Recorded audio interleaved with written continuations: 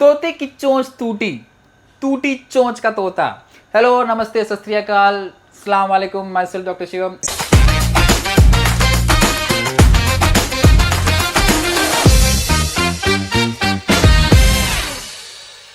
Pelvis हो गया, petrol gutter हो गया, और जो टोटल नंबर ऑफ बोन्स होते हैं यहाँ पे लिखा रहेगा मैंने, but obviously I am very smart, आप लोग की तरह गरीब या गवार नहीं हूँ मैं। 126 बोन्स, कितने बोन्स है टोटल यहाँ पे? 126 बोन्स होते हैं बच्चा लोग। 126 बोन्स जो रहते हैं, ये 126 बोन्स का डिवीजन किस तरीके से होता है? जो आपका पेक्टोरल गर्डल होता है, पेक्टोरल गर्डल में जो बोन्स होते हैं उसके नाम से होते हैं क्लेवाइकल और एम्पुला, सॉरी एम्पुला बोल रहा हूँ, स्कैपुला। किधर क्या, पेक्टोरल के अंदर जो दो बोन्स होते हैं उसको हम लोग क्लेवाइकल बोलते हैं, CLAVICLE। चल क्लेवाइकल चलें, क्या नाम है, ओहो, क्लेवाइकल, और जो दूसरा होता है स्कैपुला। ठीक है, ये दो बोन्स के नाम मैंने बताया आपके पेक्टोरल गर्डल के, क्लेवाइकल और क्लेवाइकल और स्कैपुला। ठीक है, क्लेवाइकल और स्कैपुला के बाद में ये आप याद रखना, ये जो दो बोन्स होते हैं ये आपके अपर लिम्स को जोड़ने का काम करते हैं, अपर लिम्स को जोड़ने का काम करते हैं। उसके बाद में आपका पेक्टोरल के बाद में आता है पेल्विक गर्डल। पेल्विक गर्डल जो रहता है उसके भी दो पार्ट्स होंगे, सबसे दो पार्ट्स तो नहीं बोल सकते, पर ठीक है, पेक्टोरल गर्डल जो रहता है it supports the lower limbs, और लोअर लिम्स के बाद में किसके लिए इंपॉर्टेंट होता है? But obviously for wearing heavy weights, for bearing heavy weights and to protect the pelvic organs, the lower part of the body, उसको भी बचाना ज़रूरी है। ठीक है, तो ये आपका पेक्टोरल गर्डल हो गया और ये आपका पेल्विक गर्डल हो गया। लास्ट में आते हैं गाइस हम लोग जॉइंट्स पे। जब आप जॉइंट्स की बात करते हो फिर से वही बात होती है, जहाँ पर दो चीज़ें जुड़ जाती हैं उसको निकाह या शादी नहीं कहते, उसको जॉइंट्स कहते हैं। ठीक है, फोकस रखना, भटकना मत जॉइंट्स पे। वो आके कहे कि मुझे आपसे शादी करनी है, आप बोलना भक मेरी माँ करवाएगी। लास्ट पार्ट में आते हैं गाइस, जॉइंट्स की बात करते हैं। जॉइंट्स के अंदर देखो आपको अलग अलग पार्ट्स दिख रहे हैं, जैसे जैसे फाइब्रस जॉइंट्स हो गया, कार्टिलेजिनस जॉइंट्स हो गया, साइनोवियल जॉइंट्स हो गया। जॉइंट्स जो होता है दो चीज़ों को जोड़ने वाला जॉइंट, उसको कहते हैं हम लोग जॉइंट। सबसे पहला होता है इमूवेबल जॉइंट्स। इमूवेबल जॉइंट जो रहता है मूव ही नहीं कर पाता, इसलिए उसको हम लोग इमूवेबल जॉइंट्स बोलते हैं। दिमाग में रखना बात कि ऐसी जगह खाली एक ही है जहां पे से जॉइंट्स मूव नहीं कर सकते, और वो होता है आप लोग का खोपड़ा। ब्रेन जो होता है गाइस, ब्रेन मूव नहीं करता। Skull cannot move. आप मुंडी घुमाते हो ऐसे ऐसे, गवार हो क्या, मुंडी हिल सकती है ना, ये क्यों हिलेगा? ये नहीं हिलता आप लोग का, इसको कहते हैं हम लोग स्कल, इसको खोपड़ा कहते हैं, और ये हिलता नहीं है, इसी के लिए इसको हम कहते हैं इमूवेबल जॉइंट्स। और अगर याद रहे गाइस तो यहाँ पे देखो मैंने बताया था स्कल के होते हैं कितने बोन? 22 बोन। कितने बोन होते हैं? 22 बोन। हाँ, तो 22 बोन्स, ये 22 बोन्स में से मैंने कुछ बताए थे फेशियल। पता है फेशियल लगाते हैं, शादी, हर चीज शादी पे मेरी आके क्यों अटक जाती है, शायद से उम्र निकल गई मेरी इसके लिए। बट फेशियल जो होता है, फेशियल बोन्स 14 होते हैं, और जो बच जाते हैं वो आपके क्रेनियल बोन्स होते हैं। तो cranial bones can not move. उसके बाद में क्रेनियल बोन्स के बाद में आगे चलोगे तो कौन सा, कार्टिलेजिनस जॉइंट्स आते हैं। क्रेनियल आपका हो गया, एक जॉइंट हो गया, उसके बाद में कार्टिलेजिनस जॉइंट्स हो गया। कार्टिलेजिनस जॉइंट रहते हैं वो मूव कर सकते हैं, ऑब्वियसली वहाँ पे मूवमेंट पॉसिबल है। जैसे ये जो हड्डी दिख रही है, दो हड्डी, एक वाला हड्डी और ये दो हड्डी, ये दो हड्डियों के बीच में जो मूवमेंट होता है उसको हम लोग जॉइंट्स बोलते हैं। इसको हम आओ, यहाँ पे भी कार्टिलेज होता है, कार्टिलेजिनस जॉइंट्स। उसके बाद में और आगे चलोगे तो साइनोवियल जॉइंट्स भी आते हैं। साइनोवियल जॉइंट्स देखो यहाँ पे लिखा हुआ है, फाइब्रस जॉइंट्स, कार्टिलेजिनस जॉइंट्स, और लास्ट में लिखा हुआ है साइनोवियल जॉइंट्स। जो साइनोवियल जॉइंट्स होता है, साइनोवियल जॉइंट्स होता है वो फ्रीली मूवमेंट होता है, मतलब कैसे भी वो मूव सकता है। शाहजादे की नवाबी तो देखो, ये देखो कैसा भी मूवमेंट करना, that's basically called as the synovial joints. It contains synovial fluid. उसके अंदर क्या क्या होता है ये भी जानना जरूरी है। उसके अंदर साइनोवियल फ्लूइड होता है, साइनोवियल फ्लूइड के साथ ही साथ में उसके अंदर लिगामेंट्स भी होता है, और obviously it will also have some joint cavity. ठीक है, ये तीन चीज़ें होती हैं इसके अंदर, साइनोवियल फ्लूइड, फिर लिगामेंट्स होते हैं, और उसके बाद में जॉइंट कैविटी होती है। ये तीन चीज़ इंपॉर्टेंट होती है फ्रीली मूवमेंट। और याद रखना साइनोवियल जॉइंट जो रहते हैं बहुत ज़्यादा ही इम्पॉर्टेंट होते हैं, ये होना ज़रूरी है। ठीक है, साइनोवियल जॉइंट्स। उसके बाद में इसके टाइप्स भी होते हैं। ठीक है, अब ये वाला टॉपिक थोड़ा सा इंपॉर्टेंट हो जाता है कि इसके कौन कौन से टाइप्स होते हैं। साइनोवियल जॉइंट्स के ऑलमोस्ट 1 2 3 4 5, ठीक है, हम लोग लिख के बता देते हैं। सबसे पहले साइनोवियल जॉइंट का सबसे पहला टाइप जो रहेगा उसको हम लोग बोलते हैं बॉल एंड सॉकेट जॉइंट, जो आपके शोल्डर्स पे होता है। उसके बाद में हिंज जॉइंट जो होता है वो आपके एल्बो या नी पे होता है। उसके बाद में पाइवट जॉइंट होता है जिसको हम लोग नेक के पास रखते हैं। फिर ग्लाइडिंग जॉइंट होता है जो आपके रिस्ट के पास होता है, रिस्ट, ठीक है। और सैडल ये आपके थंब के पास होता है। देखो मैंने अब जो नाम बताया सब नाम लिख देता हूँ यहाँ पे। ये गया मेरा एरो उड़ता हुआ 1 नंबर के पास। तो सबसे पहले मैंने बोला था आपको बॉल एंड सॉकेट जॉइंट, ठीक है। बॉल एंड सॉकेट के बाद में सॉकेट लिखा हूँ, बाप रे। बॉल एंड सॉकेट के बाद में पाइवट जॉइंट, उसके बाद में सैडल, ठीक है, ball and socket, pivot, saddle, उसके बाद में ग्लाइडिंग, GLIDING, ग्लाइडिंग जॉइंट हो गया। और ग्लाइडिंग जॉइंट के बाद में एक लास्ट होता है और हिंजी, चिरंजीवी, हिंजी, HINGE। ये हो गए आपके 5 तरीके के जॉइंट्स। और ये 5 तरीके के जो जॉइंट्स हैं ये किसके टाइप हैं? साइनोवियल जॉइंट्स के। बस इतना याद रखना।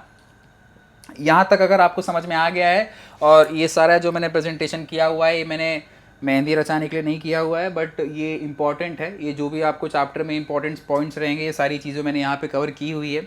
उसके अलावा एक और क्वेश्चन बार बार जो इस चैप्टर से पूछते हैं कि what is the difference, what are the differences between a ligament and a tendon, ठीक है। तो लिगामेंट जो रहता है वो बेसिकली एक कनेक्शन होता है बोन से बोन का, और जो टेंडन होता है वो मसल से बोन का कनेक्शन होता है, ठीक है। तो लिगामेंट ज़्यादा इंपॉर्टेंट होते हैं, और टेंडन जो रहते हैं उसके अंदर आपको अलग के 2 टाइप्स होते हैं। जैसे एक फ्लेक्सर मसल होता है, एक फ्लेक्सर तरीके का टेंडन होता है जो मसल्स के अंदर कॉन्ट्रैक्शन लाता है, जो मसल्स के अंदर रिलैक्सेशन लाता है, वो टेंडन्स का काम करता है, ठीक है। जो लिगामेंट्स होते हैं वो फ्लेक्सिबल होते हैं, जिसकी वजह से आपके बोन्स का जो मूवमेंट होता है वो स्पेसिफिकली रिस्ट्रिक्टेड होता है। और जो दूसरा होता है टेंडेंस, टेंडेंस के अंदर जो मूवमेंट होता है, या कह सकते हो कि जो फ्लेक्सिबिलिटी होती है वो इतना ज़्यादा नहीं होती, टफ रहते हैं। That is basically for the support of muscles as well as bones. ये आपको स्केलेटल मसल्स में ज़्यादा दिखते हैं when I am talking about tendencies, ठीक है। अगर यहाँ तक क्लियर है तो ये 2 वर्ड खाली याद रखना लिगामेंट्स टेंडेंस के अंदर, कि जो लिगामेंट्स होते हैं they are that's basically connection from bone to bone. एक ही याद रखो, लिगामेंट्स बोन टू बोन। तो दूसरा जो रहेगा it will be from muscles to bones, that's it, खत्म, और इससे आगे कुछ नहीं है। तो that will be all for the skeletal system. उसके अलावा इसकी बीमारियां भी जानना ज़रूरी है। जब हम लोगों ने पूरा चीज़ पढ़ ही लिया उसके बारे में जो भी इंपॉर्टेंट थे, तो बीमारियां पता होना ज़रूरी है। सबसे पहला और सबसे मेन जो मैंने देखा है लोगों के अंदर, दैट्स बेसिकली दी बीमारी कॉल्ड एज अर्थराइटिस, ठीक है। वो लूले लंगड़े नहीं, बट सॉरी नहीं बोलना चाहिए ऐसा मुझे, बट मज़ा आता है मुझे बोलने में। लूले को लूला नहीं बोलेंगे तो क्या लंगड़ा बोलेंगे? देखो, ये अगर आपने उंगली टेढ़ी की तो ये जो उंगली टेढ़ी टेढ़ी हो जाती है ना, अर्थराइटिस बोलते हैं। मतलब बेसिकली जॉइंट्स हुआ, इन सब चीज़ों में आपके जो बोन्स होते हैं वो बहुत ज़्यादा ट्विस्ट एंड टर्न होना, मतलब basically you won't be able to fold. मतलब जितना पावर आपको आपके हाथों पे या जॉइंट से लगना चाहिए या आपके बोन से लगना चाहिए उतना पावर आप लोग नहीं लगा सकते। अच्छा, पावर से याद आया, अगर आपने अपनी पिंकी फिंगर को काट के निकाल दिया और अगर आप सोचते हो कि इसी 4 उंगलियों से आपके हाथों का ग्रिप का स्ट्रेंथ बनेगा, तो जस्ट रिमेंबर ये एक छोटी उंगली निकालने से आपके हाथ का जो एबिलिटी होता है या जो स्ट्रेंथ होता है वो 70% तक कम हो जाता है। याद रखना, इसकी औकात कुछ नहीं है, बट बिना इसकी भी कुछ औकात नहीं है। तो जो इतना हीरो समझते हैं या हीरोइन समझते हैं अपने आप को, थोड़ा सा अपने आप की देखें खुद को, क्योंकि अक्सर अच्छे चेहरे जो होते हैं वो मुजरों में दिख जाते हैं। ओके, आगे चलते हैं। अर्थराइटिस हो गया। अर्थराइटिस के बाद में ऑस्टियोपोरोसिस हो गया। ऑस्टियोपोरोसिस भी एक तरीके की बीमारी है जिसके अंदर कह सकते हो कि जो मिनरलाइजेशन ऑफ बोन्स होता है वो कम हो जाता है, ठीक है। तो मिनरलाइजेशन ऑफ बोन्स की वजह से देयर इज़ अ प्रोबेबिलिटी कि आपके बोन्स एब्जॉर्ब कम करे और आपके बोन्स वीक हो जाए। और लास्ट बीमारी एक होती है जिसको हम लोग कहते हैं गाउट, जिसके अंदर यूरिक एसिड का डिपोजिशन होना स्टार्ट हो जाता है इन द जॉइंट्स।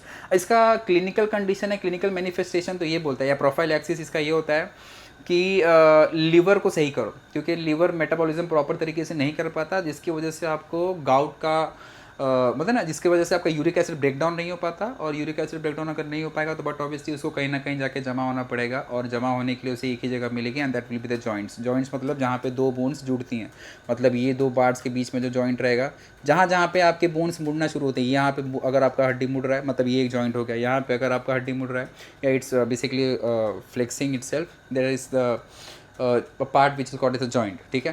तो ये सारे हो गए आपकी बीमारियों के नाम। मैंने आपको 3 बीमारियां बताई, अर्थराइटिस, ऑस्टियोपोरोसिस और गाउट, ठीक है।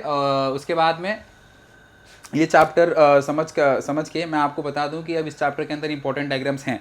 इंपॉर्टेंट डायग्राम्स के अंदर अभी देखो फोकस करना हो तो आप लोग ह्यूमन स्केलेटन पूरा, उसके बाद में लॉन्ग बोन, फिर हार्वेशियन सिस्टम हो गया 3, उसके बाद में वर्टिकल कॉलम हो गया और स्कल हो गया। ये 5 डायग्राम। उसके साथ ही साथ में नंबर्स का गेम इसमें बहुत ज़्यादा है। कितने बोन्स होते हैं टोटल इंसानों के अंदर? 206 बोन्स होते हैं। और बच्चों के अंदर भी कितने होते हैं? That's approximately 272 270 to 300 bones. उसके अलावा एक्सियल स्केलेटन हो गया, अपेंडिकुलर स्केलेटन हो गया, वर्टिब्रेट कॉलम या वर्टिबल कॉलम हो गया। उसके अंदर कितने कितने बोन्स होते हैं, सारे बोन्स का अमाउंट या सारे बोन्स का नंबर यहाँ पे मैंने लिखा हुआ है, 80, 22, 33, 12, 126। जस्ट देख लेना एक बार इसको। और उसके बाद मैंने यहाँ पे तो आपको आपके जो अपर पार्ट थे या जो आपके वर्टिब्रल कॉलम थे उसके बोन्स का डिवीजन ही बताया कि कहाँ। तो number will play a crucial role. Maybe it can come for MCQ, मतलब MCQ हो गया, ये सारी चीज़ों के अंदर ये सारे questions they can repeat. Okay, एक बार फटाफट रिवीजन कर लेते हैं इसका, कैसे कैसे आपको रिवीजन में क्या क्या आने वाला है। सबसे पहले याद रखें, स्केलेटन जो रहता है, स्केलेटन जो रहेगा वो आपके बोन्स से और कार्टिलेज से बनता है, ठीक है। स्केलेटन जो रहता है bones plus skeleton, bones cartilage axial, skeletons bones cartilage, skeletons plus bones plus cartilage आपका पूरा स्केलेटल सिस्टम बनाता है। और जो आपका एक्सियल स्केलेटन होता है और जो पेंडिकुलर स्केलेटन होता है, देखो ये किधर का एक्सियल पेंडिकुलर, मैंने लिखा ही नहीं है, ओ माय गॉड। हाँ, ये आपका एक्सियल स्केलेटन हो गया और ये आपका पेंडिकुलर स्केलेटन हो गया। तो ये एक्सियल स्केलेटन और पेंडिकुलर स्केलेटन, इन दोनों को जब आप कंबाइन करोगे तो जो आपका अपर एंड आपका मतलब पूरा बेसिकली स्केलेटन सिस्टम आपका एक्सियल और पेंडिकुलर में आ जाता है, पूरा का पूरा, ठीक है।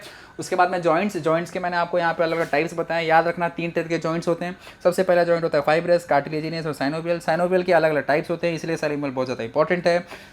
साइनोवियल के अंदर यू गॉट द 5 टाइप्स। सबसे पहला टाइप होता है बॉल एंड सॉकेट जॉइंट, फिर हिंज जॉइंट, उसके बाद में pivot joint, saddle joint and gliding joint. सबके एग्जाम्पल बताए थे, अंगूठे से लेके गर्दन से लेके क्रेनियम से लेके एल्बो से लेके रिस्ट तक, ये सब मैंने एग्जाम्पल इसमें रखे हुए थे। उसके बाद में गलतियाँ कहाँ कहाँ पे यहाँ पे बच्चे करते हैं, बहुत सारी गलतियाँ होती हैं। सबसे मेन और सबसे ज़्यादा दिक्कत होती है आपके डायग्राम बेस पे, या डायग्राम के जो नॉमेनक्लेचर होता है उसके ऊपर, या नेमिंग के ऊपर गलतियाँ करते हो और नंबरिंग पे गलतियाँ करते हो। याद रखना ये सबसे इजी स्कोरिंग चैप्टर है और सबसे इजी भी, बस फ़र्क ये है कि आपको पेन और बुक लेके बैठना पड़ेगा और आपको हर एक चीज़ को नोट करना पड़ेगा। एटलीस्ट जो बोर्ड पे लिखा हुआ है उसको भी अगर आपने नोट डाउन कर लिया, सो आई कैन गारंटी यू कि अगर आपका पेपर होता है 50 या 30 मार्क्स का, तो you can get at least 25 to 27। Okay, खैर अभी यहाँ तक मैं आकर रुक जाऊँगा। इसके अलावा अगर आपको और भी कुछ चीज़ समझनी होगी, या आई होप सो कि I will be making more videos on continuity, तो जो भी आपको लगे आप मुझे पूछ सकते हो, मैं आपको डाउट्स क्लियर करके बताते रहूँगा आगे। और I hope and I wish कि I continue making videos on a regular basis, ठीक है। So keep supporting guys and thank you so much for the support, for the constant support. और जो भी डाउट रहे please do let me know, ठीक है। Thank you, tata. And also please do keep supporting, और like भी करना और शेयर भी करना और सब्सक्राइब भी प्लीज़ करते रहना, ताकि मुझे भी अब ज़्यादा मोटिवेशन आता रहे। देख रहे हो मैं इतना मोटिवेट हो गया कि मेरे वज़न को मैंने 7-8 किलो कम कर लिया। Okay, so yeah please do like, subscribe and share guys, and thank you so much for subscribing to my channel. Thank you guys.